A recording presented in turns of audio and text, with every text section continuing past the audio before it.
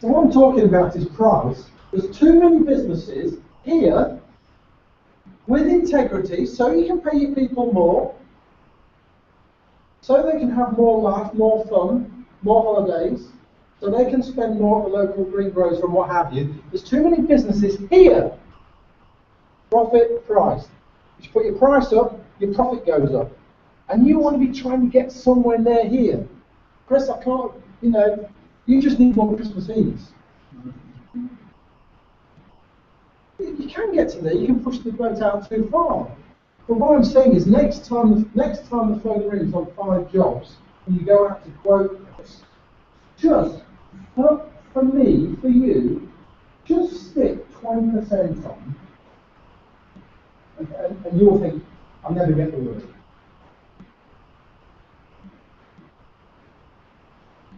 What's going on? Go do a job and think, afterwards, you must get all the time, do a job and think, it wasn't as satisfying financially for the work that I put in. You get that? I don't mind that, so Right. I don't mind that. Right. Yeah. Okay.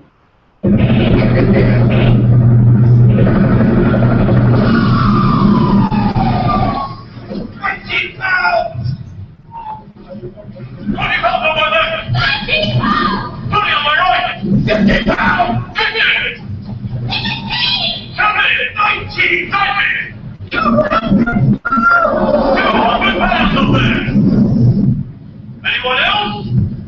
Going, go!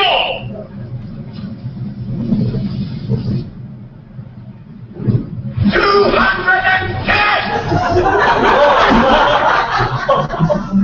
Oh my God.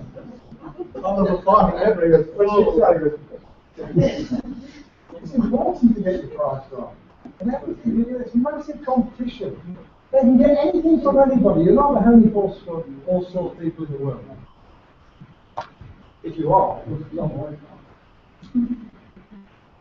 The price is critical. You can get your tax return done in India if you want. For a fraction of what the firms in Sheffield and Doncaster tax. You'll never meet them. I don't think that's true. They certainly won't give you business development sessions.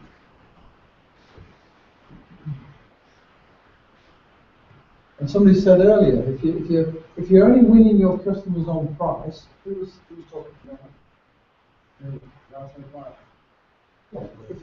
Thank you. If you're only winning your customers on price, you're only winning your customers until somebody finds another way to get it cheap, to buy cheaper than you and sell cheaper than you. So you're only winning the business because you're the cheapest. You're only hot temporarily when you're hot. Because as soon as somebody finds a better, cheaper way than you, they're gone. So you've got to win them another way. And sometimes being more expensive means you're more expensive. But don't disappoint. Have the quality.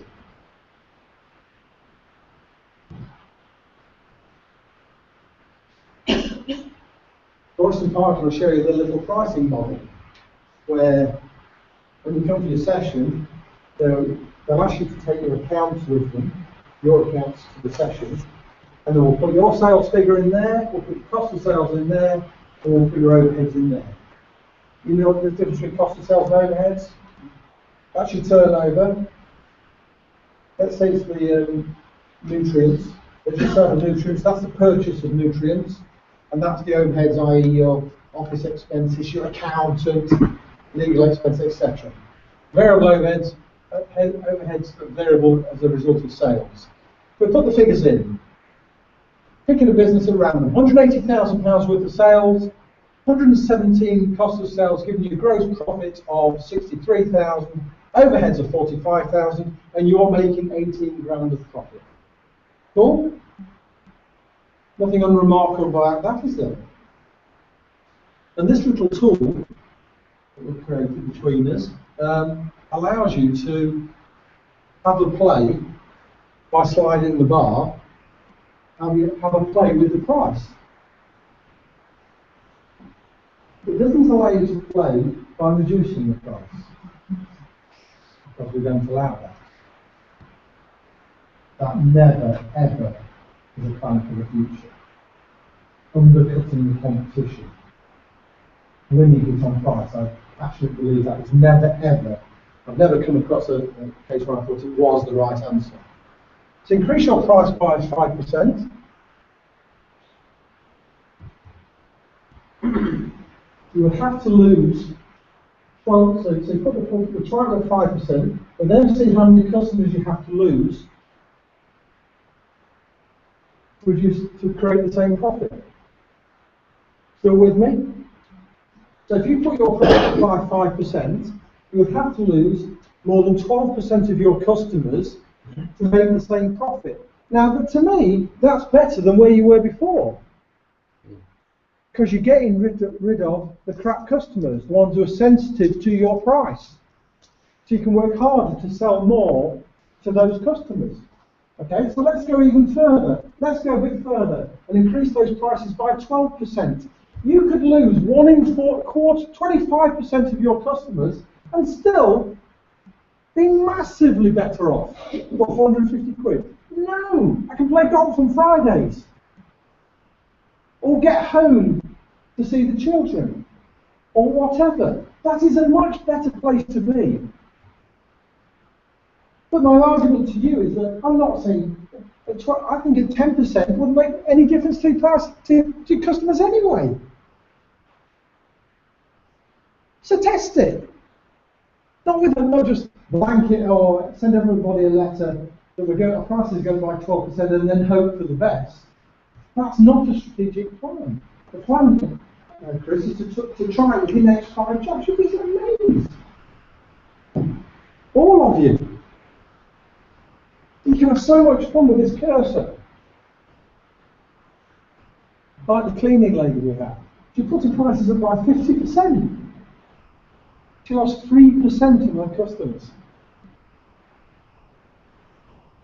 Transforms the business. So go and have a play.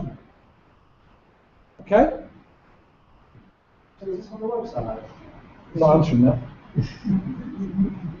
It is web-based, but you ain't going to get the login details. You're going to get the login details in front of Liz. But a good question. Good question. And it's opportunity. Yeah, £10 a month. Go with that? No, it is on the website. Brilliant product. And that's, it's the over caution. Risking it, risking this, risking that. Oh, I didn't do this. Everything's risky. Opening the second store is risky, John. All those millions of mistakes that you made, you won't make again. It's less risky. It's like sex. It's only kinky the first time, isn't it?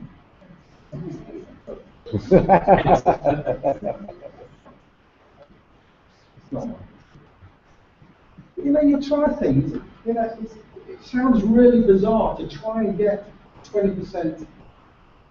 I know I'm on thin ice here. This is where the people might say this is ruthless. But I'm talking about businesses that, for me, aren't making enough money. Got the turnover, paying the staff. They got how many? You want to point into 6 people. Yeah, there's something. So there's often when the market crashed and it did in 2008, just after I moved into the office, there's too many builders that suddenly their jobs went from 10 grand jobs to 2 grand jobs. And they kept their people on, so they'll do a lot more work because they'd rather keep the people on than lose the turnover. Yeah, it's risky, but you don't have to risk the business by doing it with all of them. Test it, brainstorm it. Only 4 ways to grow your business. Get more customers. Get more customers. Increase the average order value. Upselling, cross-selling. Get them to spend more often. Obviously, if you're selling television licenses annually, that's difficult. And then whatever you do with a strategic plan, whether it's introducing electric bikes or monocycles or whatever, but they've got no unicycles, monos. Unicycles, John. They sell unicycles, John. Come on, what's the matter with you? I don't know. You've got to have one. You know the Jim Rohn video with that beautiful piano music? One day, if we ever meet again, by the time we meet again, I'm going to be able to play that on the piano. Because that's one of my tick boxes. That's the first thing I'm going to learn. My daughter's taught herself, I can't think of it. What, Titanium? Titanium. And whatever you do to make this happen in your business, make sure it happens every time. Every time you go, I'll take some cream cakes to see this prospect. And then somebody else in your office goes and they don't do that. You've got to systemize these processes, which is really hard work. So that happens every time without fail. How you answer the phone. Good morning, this is Russell. How can I help? Whatever your script is, have one. And make sure everybody uses it in a roundabout sort of way. People love consistency, quality of product.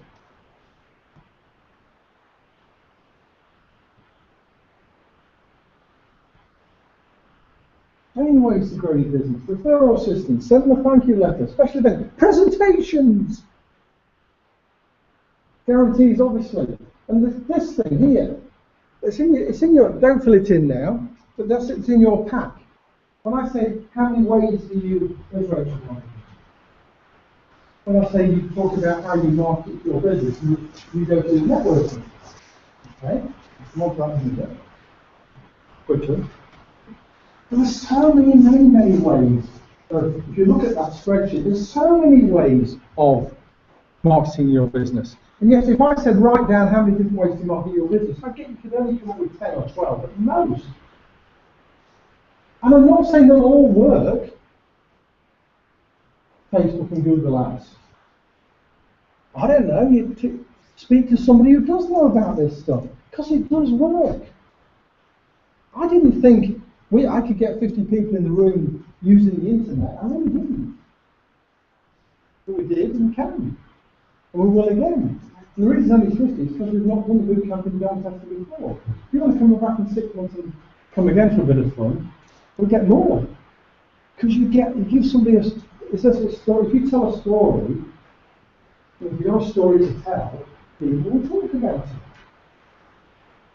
I know for a fact that Wilson Parker, I know the firm in Doncaster and Sheffield, that really business bootcamp. That sets them apart on its own. Brainstorm some ideas. Get that market. Look at that income potential. What could you do on there? What would it add to your business? I don't know the answers. Neither do you, but you're not doing it. In a restaurant, for example, I just take photos of stuff every now and then. Buy 1 fish and chips for the price of 2 and receive a second fish and chips absolutely free. They've really thought that through. So good that. I'm passionate about that. I like my food and I'm passionate about it. The trouble with most restaurants is the most important people in the restaurant is not the chef, because the food's always brilliant. It's the people who are waiting on. And they're all on minimum wage. I don't get that. And if you teach those people to upsell with passion, integrity, and enthusiasm, and risk, say, paying £10, in fact, pay you £10 an hour, but all you do is got to get your sales up. Turn them on. Because it's sure enough turned off. They can earn that anywhere. Why should they? Well, when they flock to a restaurant where they could get £10 an hour, then you get the best people. Whether it's a restaurant or a butcher's or a post office, whatever, turn them on, don't turn them off. An invoice, especially in a restaurant where you get the till roll, that blue plastic thing, and 2 mint imperials. Right after 8. What should we do different? Should we try after 8? Mind money. The most important thing is when you're going to put that in front of them, because that's when they're going to decide on the tip. Why not take some quality strips? Say everyone's one's favourite. Take one. Build them up before you let them down. A strap line. A giveaway voucher. Say, well, we're quiet on Monday, Tuesday, Wednesday. Be honest. Come back. I'm not just talking about restaurants. Give them an offer to come back and buy something else. At a quiet time. When it's not a storm. You know, when every get some strap lines on your stay. Every time you send an email to a client, tell them something at the bottom. Not just your accounts already, or you want to pick up your horse sauce. Take the opportunity to tell them about another product. Will it have any effect all the time? No. Will it affect some of the time? Yes. Does it cost you anything? No. You're bonkers. Quotations just for have a bit of fun. Do something. Turn them on. The woo chart. We talked about the price increase. Talk about the woo chart. If you don't ask, they can't say yes. How many products, Joe, do you sell? You don't know. Pardon? Over 50. That's not good enough.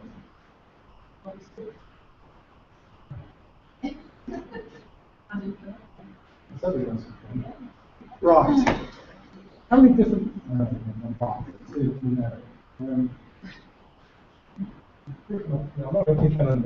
Work out with your team, brainstorm it with your team, and make sure that your team knows all the different things, the things that accountants sell. Okay? Get those products across the top, and all of your customers that you've got on your account, all your prospects, all your customers down on there. Get a spreadsheet and work out who buys what from you. The woo chart, windows of opportunity. Work out who buys what from you. Start to populate it, and then when you've populated the whole thing, it will be the total turnover of your business, won't it? You like types of customers? What's the group like? No, you're people who buy bikes from you, who buy bikes from you time and time again, don't they? So you know the specific customer, yeah, of what they bought from you. I mean, it's probably not an ideal business job, but bicycle pump, repairs, do they come to you for servicing?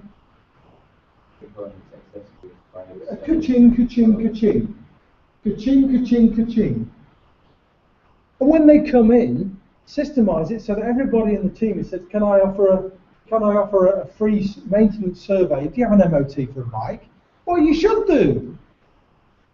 Because they need servicing. You know, when you leave a bike for 3 months, it's all seized up and needs oiling, doesn't it? Well, for £8, you could probably do it for me, John, would you? Exactly. 18 quid. Well, that's free money. If you just ask. And you start to, the exponential possibilities are amazing. Simple for accountants. You know, if you've got customers who are VAT registered, you want to be asking you to do the VAT for them. To look at your businesses, what could you be asking your customers? What could you be doing for them you're not already doing for them? These are some of the team most important. I think it's also important to have a team woo chart to see who deals with which customers. Joe, you're not up there, are you? Sorry. Keith's still in the hospital. Oh, Keith is back. Sorry, everything all right? Keith, he's a rascal. He is. He's a specialist on zero, and so's Martin. But you know, if Keith is dealing with a specific client, you know, what you don't want is, you want, the ideal is everybody within your team looks after your customers. What you don't want is just Joe just looking after your biggest customer, because Joe might have a bright idea about, to hell with all horse sauce, it can be tomato sauce next week, and take your best customer with you. So find a way for them to know all of your team, especially the key customers. Because you don't want them dependent, especially in hair salons, things like that, where one person looks after one person. I know they're sensitive about the hair, what have you, but try and take the risk out of your business by spreading it out so everybody loves you at your office, your practice, your business, whatever it is. SW4, some that you think can, can't, some that you think can't, can, some that you think will, won't, and some that you think won't, will. If you know what I mean. If you don't ask, you don't give them the chance to say yes. It's absolutely fundamental to your systems. And actually it's a really good way of reminding your people of all the stuff that you do.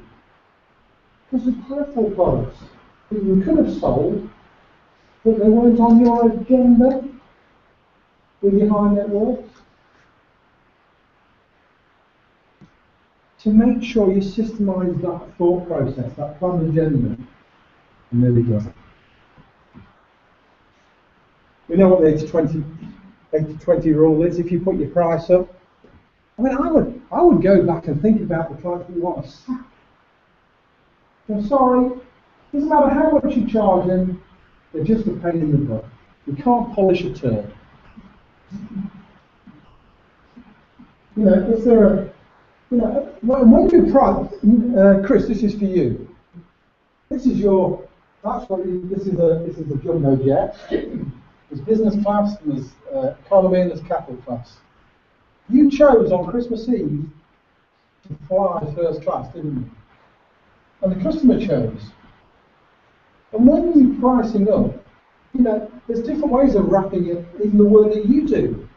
You try and price more here and offer more value. You can be expensive and good value. So give yourself a chance to achieve that and have more business class clients that make you, you know, oh God, he's supposed to be on the phone. I'm busy, I don't really want to speak to him. Tell him I'm busy, I'll call him later. That's not conversations you want to be having in your business. You cannot turn a human pig. The clients of pig get rid. They complain all the time, they're slow in paying the bills, they know about this, they've always got an excuse. Give them away to somebody else. Let them drag somebody else down. I think we didn't lose anybody early, did we? That's a good mantra. Let them find a way. You categorise them how you like. To get rid of them. You're just dragging them down. Common sense. Not talking about doing, not planning to do, not hoping to do, not thinking about doing, but actually doing. I want to see that plan in writing. All of you. Very difficult. It's a real challenging thing to do, to go back and come up with a strapline and mission statement. What are you going to do, by when, with who, and what's it going to cost me, who's going to be involved? Every firm, one-man band or not, should have this. Clarity, absolute clarity about where you're going. If you're going to get out there for new customers, I'm nearly done, don't worry. Your marketing approach, Rachel, cannot afford to be blunt. Everybody has got a busy skin. Everybody. And you've got to find a way to pierce that busy skin so that it's you